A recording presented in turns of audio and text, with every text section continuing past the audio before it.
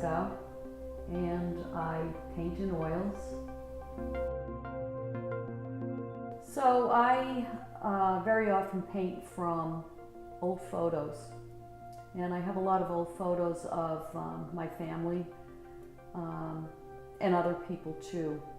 And from there, I try to figure out what it is that I want to say and get across. I use a lot of symbols in my painting, symbols of nature like flowers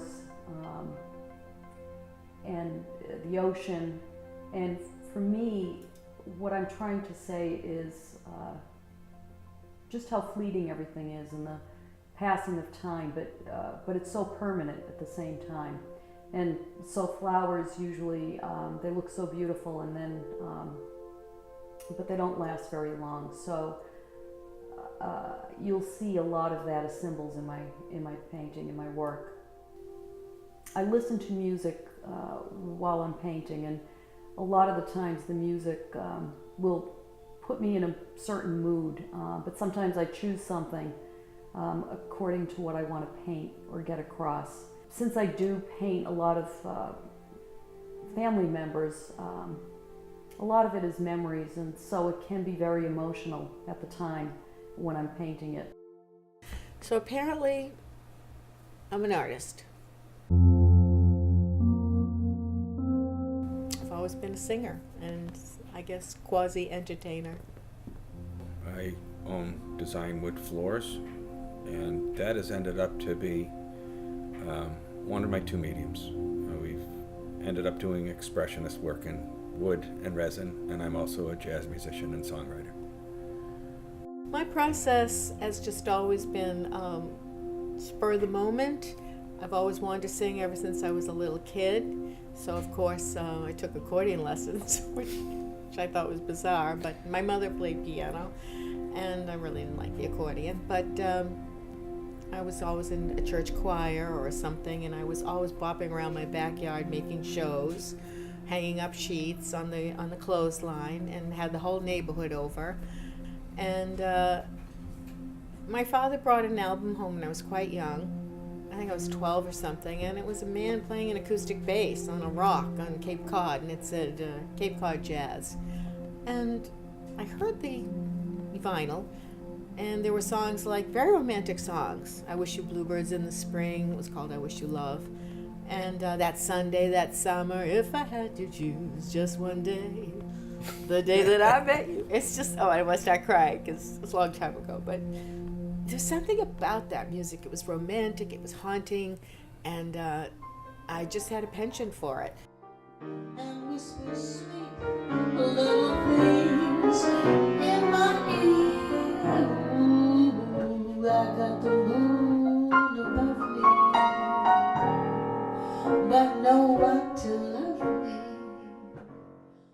The process is a lot of thinking, a lot of dreaming, a lot of reflecting, and then after what probably appears like a lot of procrastination, finally getting down onto the floor and playing a lot. I like to think of the work like try to stay as much as a child might look at it, not being afraid to play around with things, and also always considering in the back of my mind, whatever nature is, what is that mysterious thing that it knows about, taking very seemingly disparate shapes, forms, and colors, and somehow making them extremely beautiful and attractive. And the other part of the process was to make wood, which is a very rigid, and after 35 years of doing hardwood floors and laying rectangle pieces together and making strip and plank flooring, to make that rigid form, to cut it in a way that you could somehow give the impression of movement that a river has in the water. So we made rectangles into triangles, very long shards, and by putting them together, we started getting some movement.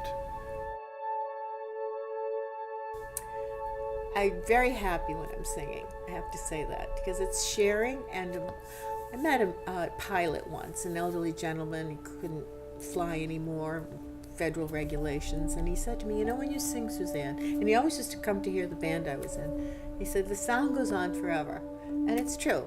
I mean, supposedly, I'm not a physicist, but we really don't. The waves. Yeah, the waves. We don't really exist. We are a bunch of energy. So when I'm at a Marriott or the Ritz-Carlton or wherever, it's like, Mom, my song's going into the universe. It's like a pebble. Boing! You put a pebble in a pond and it ripples, but it affects the shore and affects everything. And so I feel great, you know, when I'm singing. I love it, but what I love the most is watching people enjoy the music. And not only have I sung a million times in different clubs, I've also DJ'd. And that's quite an art too. Espelho, espelho meu, será que existe alguém que senta melhor do que eu? Espelho, espelho meu, será que existe alguém que senta melhor? My name is Nanita. I'm a DJ. And I've been doing this for 7 years. It hasn't been an easy journey because it's a constant battle that you're dealing with every day, and challenges because not only people underestimate you, they expect certain things when you come in a male-dominated field. As in my process, I would say it's more about, it's how I'm feeling. If I feel like I want to sit down and prepare the set, that's exactly what I'm going to do. I'm going to sit down, this is what I want to play. But most of the time, I just get to the gig, read the crowd, and I'm like, okay, this is what I'm going to do, and this is how we're going to turn it up. I'll say that my inspiration comes from learning new sounds, finding new sounds. I always love to listen to all types of music. I always say that if I start traveling the world, I just want to travel for the food and the music. Like literally, just food and music. I just want to listen to the music so I can incorporate that into my craft.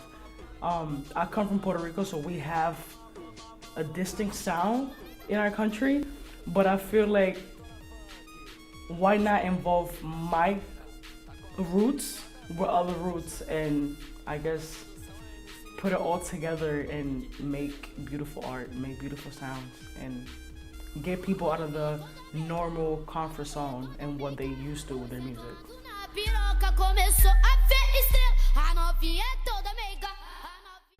I guess for me,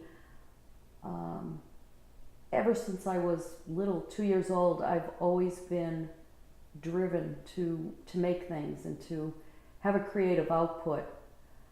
I don't know why. I don't know if it was my creative environment, always hearing music in the house. My dad was a painter too. I found it to be a way of expressing myself, and I always felt like I had something to say, and I always had to put it on paper somehow, and it's like that today. Painting is, you have to be okay with isolation if you're a painter, because you're alone every day with the work, and 8-9 hours will go by and it's just you and the piece. That's it. And you have to be okay with negative judgments. So I have high expectations sometimes for a piece, and when it doesn't happen, it can be very exhausting and frustrating. So there's a painting that I did to talk about the example of negative judgment in painting. And it's a painting I did of my grandmother, and she's holding a knife. And my grandfather had just passed away, and we couldn't for anything get her out of her big black coat, and she was angry, and she was just very upset about everything and short-tempered, as understandably. And I was with her and I was photographing her, and she was gardening, which she had all these crops of vegetables, hundreds of them, and it was something she did so well. So she had her big black pocketbook, and out of it she took a big knife, and we were in the forest, and she was cutting the mushrooms off the tree. And I said, "Nani, look up for a minute." And she just kind of turned around with the knife in her hand and was very impatient with me. And I snapped a shot of that.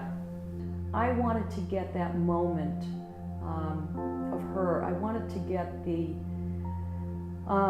frustration on her face and the pain of losing her husband, but still her need to get to work and do what she loved to do best. And so the funny thing about that painting is everybody looked at it, including family members, and said, "Why does she have that knife in her hand? And it looks so angry. It looked like she just murdered somebody." And so many people try to get me to put pretty flowers in her hand instead. And I've even had people over for a dinner party, and they said, "Wow, that's such a strange painting." And I'm so glad I didn't listen to anybody, and that's the spirit of the painting. That's what the painting means. And so it may not be for everybody, but it makes it much more a powerful piece to leave it as my statement, what I was trying to say. And so I felt it was successful. Her and I have this thing where we have these competitions to draw a boot. I can't draw to save my life. So obviously by societal norms, I'm not an artist. I can't sculpt, I can't draw. So why am I an artist? Well, I'm admitting I'm an artist because composition is an extremely important part of what art is. And if you can just compose, that can validate you as an artist. I mean, there's plenty of people who just put things together in a certain way and they have a feel. If I'm an artist, maybe I have that. But as far as the stigma of that, I spent my whole life, engaging in business to almost fend off the moment maybe where I would have to face any kind of a stigma. It was almost like I wanted to be in control of that, and maybe I'm ready to let that go now and allow people to make comment, make critique on my work without, falling apart. Or I don't know, why would you not? But strange to do floors for 35 years and then have floors start to become a medium by which you're expressing your art. So, I'm aware of the stigma. I know plenty of people who have suffered either on, from having horrible critique on, or just immediate reaction, from expressing on stage or whatever, or being dissed by their family. I think that's a lot of what people suffer as artists. Stigma is inside the family, where, get a job. Art isn't something that you're allowed to have as a job. Maybe in other societies it's different. I'm not sure. Any bad stigmas? I would say the start of my journey. I feel like I was surrounded by DJs because I was always in this team batches, parties and stuff. So I was always into it, but I never had the guts to be like, I'm gonna be a DJ and I'm gonna do this. But when I got the guts to do it, people would just be like, "You wanna be a DJ? What is gonna be even your DJ name? Like, who? Really, you wanna be a DJ? Cool. That's cute. I think that's the most thing I would get. That's cute. That's very cute." Yeah, I feel like I had to prove myself, and to this day, I still gotta prove myself to people and show them no, I'm a female DJ, and I'm gonna show you I'm a female DJ. I do think art is very important today. When you think about it, it's something that you can go to a museum and anybody can enjoy paintings on many different levels. You're feeling something, and I think it unifies people. I really do. And there's no monetary purpose attached to it. It's simply something that you look at. It brings up emotions. It makes you think. It makes you appreciate visual beauty. I think that's important today. I really do. People are very intimidated what a piece should mean and what the artist meant. And I don't think that is as crucial, because of course the artist meant something personal, to them, but you can fill in your own story. So if a painting just gives you pleasure because it's pretty to look at, that's fine. But when I do something that's personal and has meaning, for me, it's usually, I feel that it's a bigger achievement. It's what I wanted to say. It's more authentic to me. I just put more of myself into it. But once again, it's up to the viewer to look at it how they want to. And that's it. It's really very simple. As far as art goes, yes, the world needs art. And the world needs beauty. But the sad thing is, there's just so much natural beauty, and I feel really sad for the people who don't see that. I mean, we did see, we were in Rome recently, and obviously everyone is oohing and ahhing over David, and we saw a bazillion statues and beautiful paintings. But I would like it if people around us saw the beauty in nature. And I think we would have a world that is more harmonious because it's living, and then we would have more respect for all living creatures. And that's how I feel. Yes, I adore the statues, but also there was a hidden strangeness in the beauty of the basilicas in Rome. I kept thinking, who made these and why? And somebody told me they were promised to go to heaven, but I kept thinking of hands.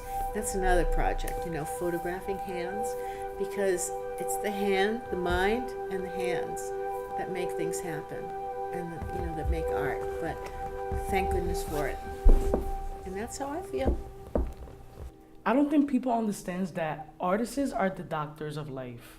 Like, I give respect to doctors, but when you're feeling sad, what do you reach out to? You reach out to art. It's either you listen to music when you're sad, or you want to go to the movies and watch something, or you want to go see a play. I feel like us artists are kind of the muse of the world, because like this great person that's interviewed me said, if it wasn't for artists, there wouldn't be no cars. If it wasn't for artists, there would be no clothes. If it wasn't for artists, there would be no label on my ginger ale right now. But if it wasn't for artists, I don't know. I think the world would be a little bit more crazier than what it is now if it wasn't for artists. So while I'm behind the booth and while I'm working on my craft, it feels peaceful. It's more like my zone. Like you're there, just like, this is where I belong, kind of thing, kind of feeling. When you're in the flow, it feels like you're just on a ship in the wind. And time is just passes, and you don't even know how much time is passing when you're in the flow. Certainly that's not always when you're doing your work. Sometimes it's very arduous when you're doing technical parts, things you've decided you're going to do, and you have to get through them, and you have to make pieces or work through a piece of music. But when it's flowing, that's what it feels like. And as an artist, I think maybe this is a common experience, because there are the times when you're on that ship in the wind and everything is wonderful, and then that can be followed in an instant by being floating in the water amongst debris, saying, why did I think this was a ship? And between those two feelings, I think you get the depth of art. And I think artists understand that's maybe why some artists fall to depths that they can't recover from. But I think that's